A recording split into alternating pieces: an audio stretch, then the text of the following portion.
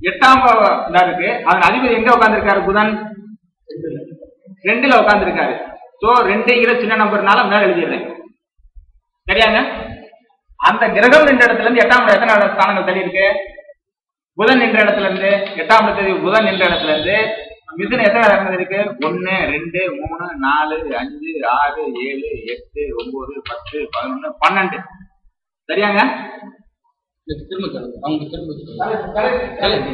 திரும்ப மேடம் சொல்லுங்க. 2 12 8ஆம் இடத்து அதிபதி 8ஆம் இடத்தை எடுத்து ஃபர்ஸ்ட் 2ஆம் இடத்தை வச்சு மேட்டரை முடிச்சுட்டோங்க கிளீனா. அடுத்து 8ஆம் இடத்தை எடுத்துக்கிறோம். லக்னத்துல இருந்து 8 2 8 தானங்க பிணைக்கிறோம். 8ஆம் இடங்கிறது தானே.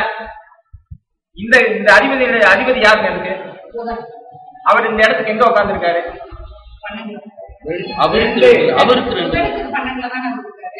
கொஞ்சம் பொறுங்க. இந்த இடத்துக்கு எங்க உட்கார்ந்துருக்காரு?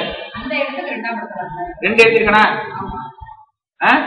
அந்த கிரகம் நின்ற இடத்துல இருந்து அந்த வீடு எத்தனை வீடுகள் தள்ளி இருக்கு? 12 கீழே எழுதிட்டேன். சரியாங்க? அடுத்து 2ஆம் இடத்தை எடுத்துக்கோங்க. இந்த 2ஆம் இடத்துக்கு இந்த புதன் எங்க உட்கார்ந்துருக்காரு?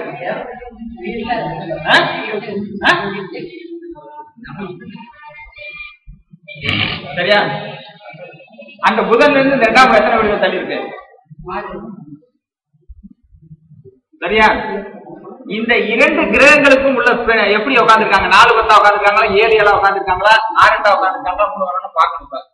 இந்த கிரகம் ஏதோ குரு தானே இதா இருக்காரு. புதன் எங்க உட்கார்ந்துருக்காரு? இங்க உட்கார்ந்துருக்காரு. கேந்திரம் 4 10 உட்கார்ந்துருக்காங்க. அதனால கேந்திரம் இப்படித்தாங்க எழுதணும். இப்ப புரிஞ்சாங்க? அடுத்து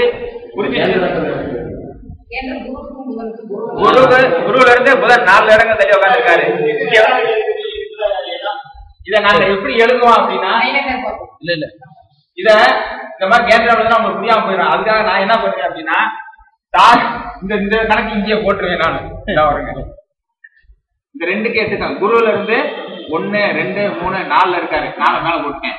இதுல இருந்து 1 2 3 4 5 6 7 8 9 10 4 10 அவ்வளவுதான். 4 10ங்கிறது கேந்திரம் நான் வந்து எழுதுறேன். அவ்வளவுதான். புரிஞ்சாக்கப்ப இதுல ஏதாவது குழப்பம் இருந்தா சொல்லிடுங்க. இல்ல அடுத்த 3 9 அவங்கள படைச்சுங்க. அது அவங்கதான் வரணும். மேடம் அப்பதான் வரும் மேடம்.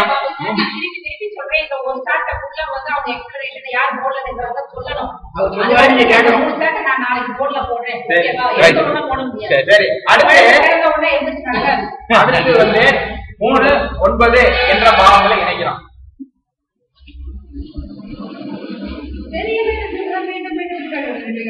அதே சொல்ல 3 9 3 குடையவன் யாருங்க? ரைட் சனி. 9 குடையவன் சந்திரன். எல்லாமே லக்னத்துல இருந்து அந்த 3 9 முதல் எடுத்துக்கிறோம். எல்லாமே லக்னத்தை பேஸ் பண்ணிட்டு எல்லாமே இயங்கும். ஆமா. ஆனா அந்த பாவத்தை பார்க்கும்போது அந்த பாவங்கள்ல இருந்து பார்க்கணும். இப்ப 3ஆம் பாவத்தை எடுத்துக்காங்க. எடுத்துக்கிட்டீங்களா? மகனே 3ஆம் பாவம், கடனே 9ஆம் இடம். இப்படி எழுதிக்காங்க. அப்பதான் உங்களுக்கு என்னன்னு தெரியும். எழுதலைன்னா தெரியாது. இந்த இடத்துல இருந்து தன்னுடைய பாவத்திலிருந்து அவர் சனி எங்க உட்கார்ந்துருக்காரு? மகரத்துல இருந்து சனி எங்க உட்கார்ந்துருக்காரு?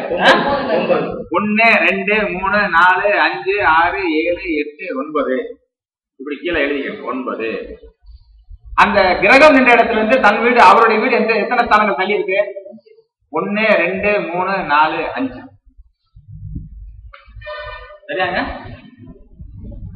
சரிதானே? 5 9. இப்ப 9ஆம் இடத்திற்கு இந்த 9ஆம் இடத்திற்கு அந்த கிரகம் எந்த இடத்துல உட்கார்ந்துருக்கு? 1 2 3. சரியா? அதுல இருந்து 9ஆம் எத்தனை வீடுகள் தள்ளி இருக்கு? 1 2 3 4 5 6 7 8 9 10 11. சரியா? எதுவும் குழப்பம் இல்லையா?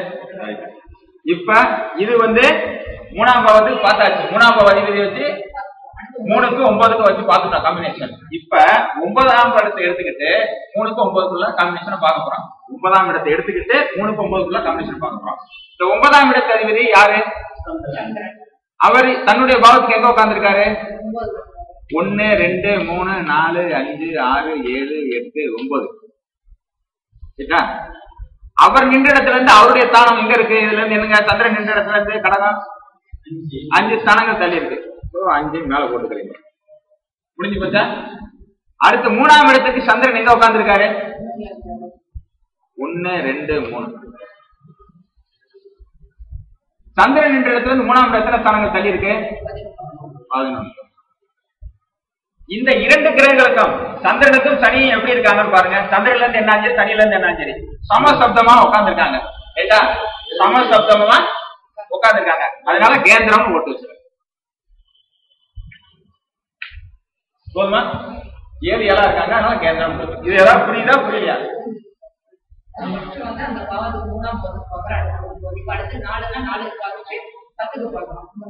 அதாவது முதல் இந்த 3 எடுத்துக்கிட்டு 3க்கும் 9க்கும் பாத்துக்கிறோம். அடுத்து 9ஆம் இடத்தை எடுத்துக்கிட்டு 3க்கும் 9க்கும் பாத்துக்கிறோம். புரிஞ்சுச்சா?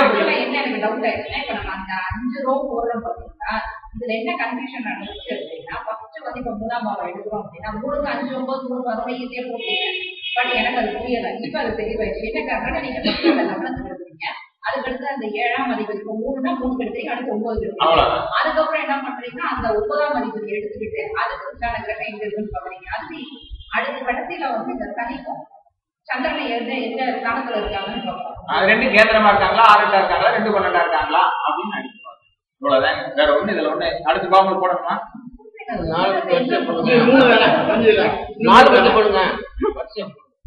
ஏதோ தவறு நடக்கலாம்ல தெரியப்படுத்துங்க ஆசிரியர். ஆஹா, நான் ஆசிரியர் கடைக்குட்டி. இங்க இருக்கிறதுலே நான் தான் கடைக்குட்டிங்க. எங்க அண்ணெல்லாம் உட்காந்துருக்காரு, அடிக்க வந்துருவாரு. ஆமாங்க, ஒரு கலை படிக்கிறதுக்கு கேரளாவில 12 வருஷம் அந்த ஆசான் முடிய சுத்தணும். அப்பதான் முழுமை வர முடியும். சும்மா வந்து படிச்சுன்னு வந்துடாது. 4ஆம் இடம்ங்கிறது விருச்சிக இலக்கணத்துக்கு 4ஆம் இடம்ங்கிறது கும்பம். விருச்சிக இலக்கணத்துக்கு 10ஆம் இடம்ங்கிறது வந்து சிம்மம். 4 10. சிம்மத்துக்கு அதிபதி சூரியன். அதனால 10ஆம் இடத்துக்கு அதிபதி சூரியன் நீங்க எழுதிக்கிறீங்க. 4 கூடியவன் சனியா இருக்காரு. அப்ப இப்ப நம்ம பார்க்க போறது 4 10 பார்க்க போறோம். 2 கிரகத்தை எழுதிக்கிறீங்க. இப்ப 4ஆம் இடத்தை வச்சு 4க்கும் பார்க்க போறோம், 10க்கும் பார்க்க போறோம். 4ஆம் இடத்தை வச்சு 4ஆம் இட ஸ்தானத்துக்கும் 10ஆம் இட ஸ்தானத்துக்கும் பார்க்க போறோம். இப்ப 4ஆம் இடத்த அதிபதி யாருங்க?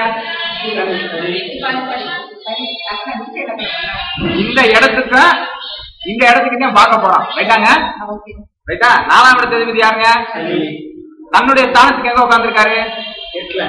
1 2 3 4 5 6 7 8. இப்படி கீழே 8ன்னு எழுதிடும். ரைட்டா? அப்புறம் அவர் அந்த